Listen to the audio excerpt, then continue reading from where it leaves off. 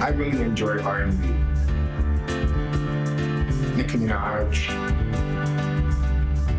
To have access, to a show, I think we do take for granted. I don't have to think about, oh, well, that's the night they have the interpreter. I said, hey, there's no interpreter. And I'm sorry, there's nothing you can do. Millions of Americans struggle for access to so many different types of entertainment like concerts, comedy shows, theater performances, and more. For this Deaf History Month, we are shining a spotlight on the importance of accessibility for the deaf and hard of hearing at live events. Joining us now is Kat Brewer. She's the filmmaker of a new documentary. It's called Sign the Show, and it highlights the issue and brings attention to the deaf community. Kat, thank you so much for being with us this morning. Thank you for having me. I'm Perfect honored. Conversation for all times, but of course for this month as we highlight issues within this community. Tell us more about Sign the Show.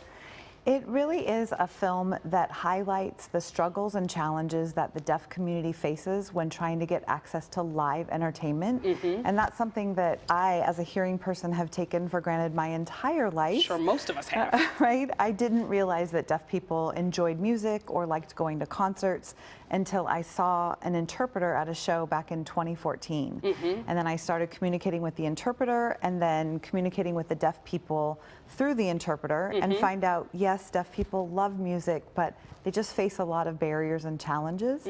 And so I was angry and I was hurt and really just kind of recognizing the privilege that I had.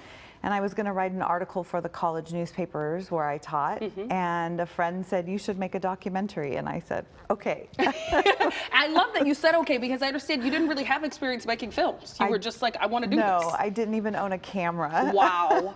I actually bought an $800 camera from Best Buy and thought, I'm going to save the receipt because I can't afford this as a teacher and return it in 30 days. Oh my and goodness. 10 years later, I still have it. That is so amazing. Okay, so you get into this filmmaking process, and what do you start learning? What were some of the hardest parts? Oh, goodness. I think one of the hardest parts for me was editing down 55 hours of footage to 78 minutes. Because what is the footage? Who did you end up talking to? What do we see in this documentary? Yeah, there are, my focus was on the deaf and hard of hearing community and people who have wanted to go to concerts or comedy shows or theater, but struggled with that. And then I also try to interview entertainers. Honestly, coming from a marketing standpoint, if you don't have a deaf person in your life, in your world, you might not be interested in watching a film about a culture that you don't know. And so I thought, well, let me go after some celebrities. And you got some really big names.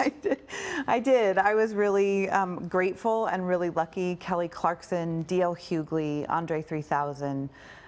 Lots of folks. Just casually, you put in some calls and got some random people. How did you land all of them? It was a hustle. I call it hustling with gratitude and love. Yeah. I literally knocked on doors. I tweeted. I had a year-long tweet conversation with Chuck D from Public Enemy. Oh my goodness. Like trying to coordinate. And then it was like, he was like, hey, I'm going to be here in the studio. Do you want to come? And I'm like, yes. Yes.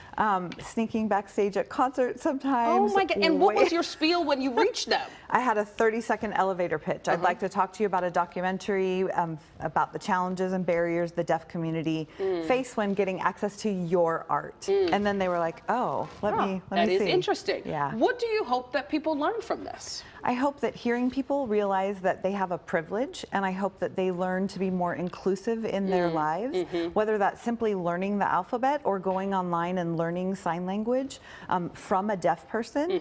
And I hope that the entertainment industry kind of understands that it can be exclusionary, and that maybe open access will be the norm, and that deaf people won't have to worry about an interpreter being at a show. I love that so much, that the norm that everyone is included. It seems to make sense and be simple, but like you said, if you don't have a connection to that community, it may not be that you're purposefully excluding people, you just didn't think of it. You're unaware. Okay, so everyone should watch this documentary to dive into this issue, so tell us, how can we watch? They can go to signtheshow.com. All the links for streaming are there. It's Tubi, Apple TV, Google Play, and YouTube. This is amazing. Sparked from one conversation at a concert. Kat, I think it's so wonderful when people have a conversation like that and don't just take the knowledge for themselves. They share it with others, and that's what you're doing for all of us. Thank you. I appreciate that. All right, we can't wait to see this one. For more information about Sign the Show, you can visit our website, kklnews.com, and click Seen on TV.